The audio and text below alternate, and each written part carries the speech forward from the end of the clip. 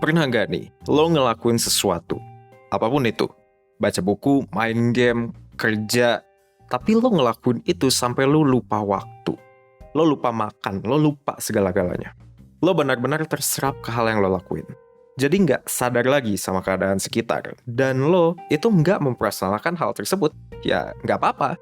Bahkan lo kadang-kadang merasa seneng karena hal ini terjadi. Nggak jarang juga, hal ini justru membuat lo jauh-jauh lebih produktif.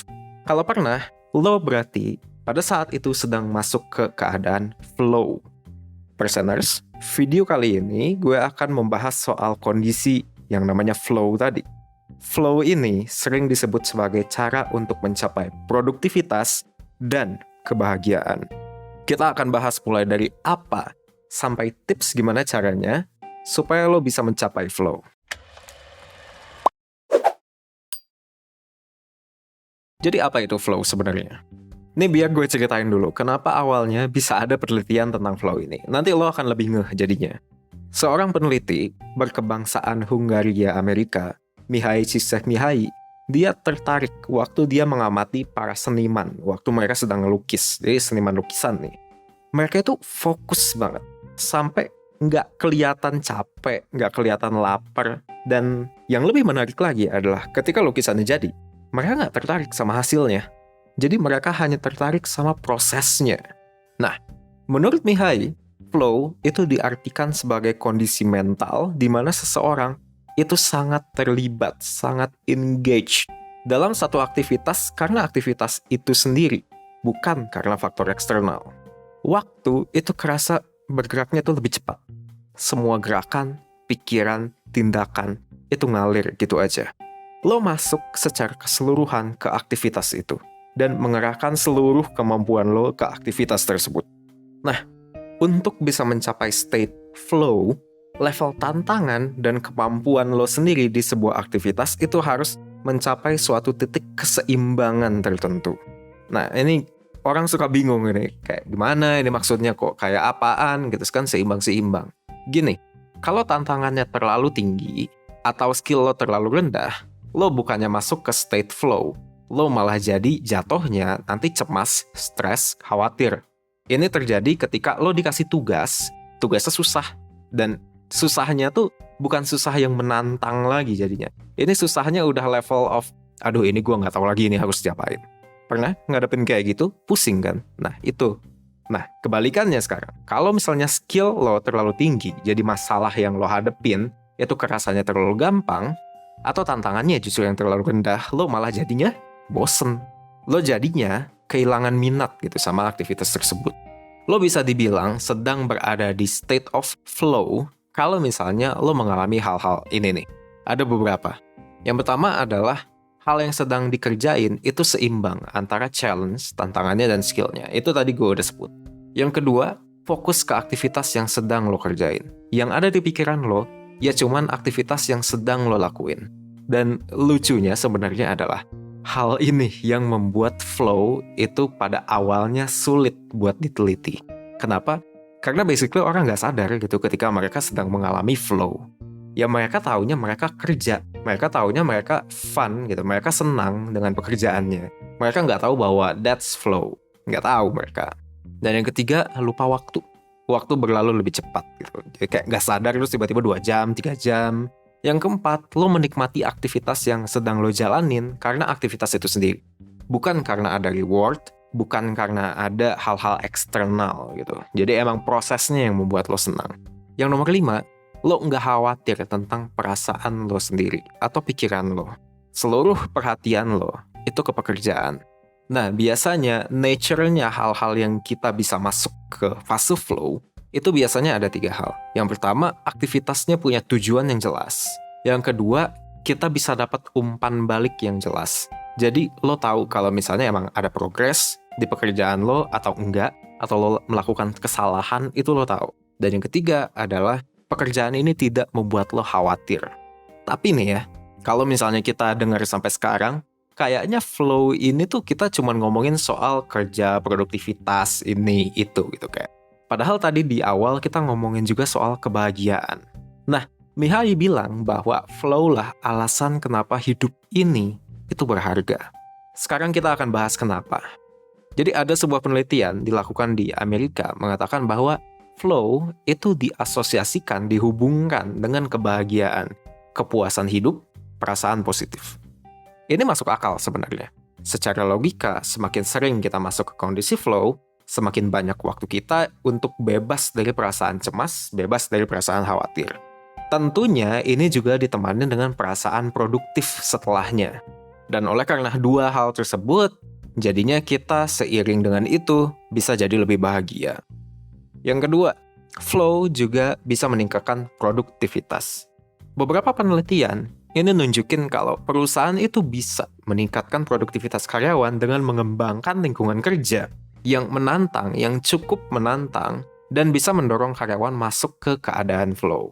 Jadi, kalau misalnya karyawan masuk ke keadaan flow, kalau misalnya kantor bisa bikin keadaan kayak gitu, kantornya produktif banget nih jadinya.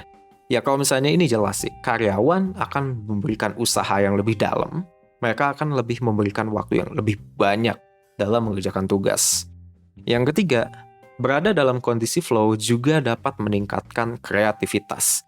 Proses ini fisiologis nih sebenarnya. Jadi, pada saat kita lagi masuk ke keadaan flow, otak bagian depan itu akan nggak aktif untuk sementara. Salah satu fungsi bagian otak depan itu adalah sumber dari kontrol impuls dan kritik diri. Karena bagian otak ini nggak aktif secara sementara, maka kita jadi lebih berani gitu dan lebih lepas dalam berpikir menyelesaikan masalah. Alhasil kreativitas kita pun jadinya meningkat. Dan yang sangat menarik dan yang membahagiakan adalah kita bisa mengendalikan bagaimana caranya kita bisa masuk ke keadaan flow. Tapi tetap aja, sebenarnya ada perbedaan pada setiap orang. Sebagian orang itu lebih mudah masuk ke keadaan flow, tapi nggak sedikit juga yang perlu melakukan usaha-usaha lebih supaya lebih sering masuk. Jadi gimana caranya? Yang pertama, hindari lingkungan yang terlalu ramai. Kenapa? Karena intinya lo mau menghindari distraksi. Interupsi yang berulang, kayak misalnya notifikasi WhatsApp gitu ya, misalnya, atau messenger yang lain. Itu bisa memecah fokus lo. Dan akibatnya, lo pada saat mau masuk, lo terdistraksi dan jadinya nggak masuk gitu. Karena pikiran lo nggak fokus ke pekerjaan lo doang. Nah, coba kita pikirin sekarang. Kerja di kantor, kalau misalnya lo pakai coworking space nih ya misalnya, karena cukup banyak sekarang yang pakai coworking space. Susah nih biasanya orang yang kerja di tempat kayak gitu dapat coworking space. Justru ada hikmahnya juga ini corona, orang yang WFH itu cenderung lebih gampang untuk masuk ke state of flow. Kenapa? Karena environment-nya bisa diatur.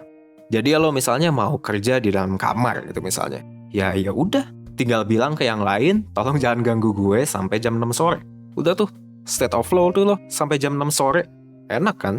Nah, tapi bukan berarti kalau misalnya lo ada di kondisi kayak coworking space, itu nggak bisa diakalin. Bisa. Salah satunya lo bisa pakai headset. Sesimpel itu. Atau sekarang juga udah banyak banget noise cancelling headset namanya kalau misalnya nggak salah. Itu cukup mahal kalau misalnya di Indonesia, tapi di luar itu udah cukup laku, banyak gitu yang punya gitu. Dan biasanya itu direkomendasiin banget untuk orang yang emang bener-bener pengen fokus di kerjaan kreatif sama analytical. Oke, itu yang pertama. Yang kedua, latihan mindfulness. Mihai sendiri bilang bahwa ketika sedang sendirian, kondisi default pikiran kita itu chaos. Itu biasanya kita ngayal ini, itu, banyak pikiran dan lain-lain. Nah, karena itu kita butuh nih kemampuan untuk memusatkan perhatian supaya pikiran kita itu lebih terstruktur dan mampu lebih gampang mencapai keadaan flow. Salah satu caranya adalah dengan latihan mindfulness. Dengan mindfulness berarti lo juga udah bisa melatih atau tidak membiarkan pikiran lo itu chaos. Sehingga lo bisa fokus gitu ke satu hal. Kalau misalnya lo pernah ikutan programnya 1%, mungkin lo pernah ikut mentoring, mungkin lo udah pernah ikut kelas sebelumnya, lo mungkin dapat worksheet mindfulness 1%. Itu salah satu worksheet yang paling laku dan paling sering kita kasih, karena emang manfaatnya, oke banget. Worksheet ini bisa ngasih lo benefit berupa pengetahuan seputar mindfulness. Mindfulness sendiri emang harus dilatih. Di sini juga di worksheet ini juga ada latihan mindfulness sederhananya. Dan ini bisa membantu lo untuk meningkatkan kesadaran diri, fokus, penerimaan diri, dan juga ini bisa menyelesaikan masalah-masalah kecemasan, masalah stres. Ini juga bisa di-tackle sama latihan mindfulness ini. Kalau misalnya lo belum punya, lo belum pernah dapat akses ke worksheet mindfulness ini, lo bisa akses kalau misalnya lo join layanan mentoring 1%. Layanan mentoring 1% itu adalah layanan konsultasi one-on-one, di mana lo bisa diskusi sama mentor terkait masalah-masalah apa aja yang ada di dalam hidup lo yang lo pengen tackle. Di sini lo bisa dapat worksheet, kadang-kadang lo juga akan dapat video rekomendasi misalnya. Kayak lo coba lihat video ini dan pelajari benar-benar video ini. Dan kadang-kadang lo juga dapat rekomendasi buku misalnya. Pokoknya banyak banget hal yang biasanya kita kasih referensi-referensi keren kalau misalnya lo ikut mentoring 1%. Jadi ya udah, kalau misalnya lo mau daftar, silahkan lo kunjungin link yang ada di description box atau gua pin di comment section. Nah, oke. Sekarang kita lanjut. Keadaan flow juga akan lebih gampang dicapai kalau misalnya lo melakukan aktivitas yang lo sebenarnya udah sering ngelakuin sebelumnya. Kenapa? Ya basically ini kayaknya udah gampang untuk kejawab. Karena lebih gampang buat lo untuk menyesuaikan tingkat kesulitannya dengan skillnya lo.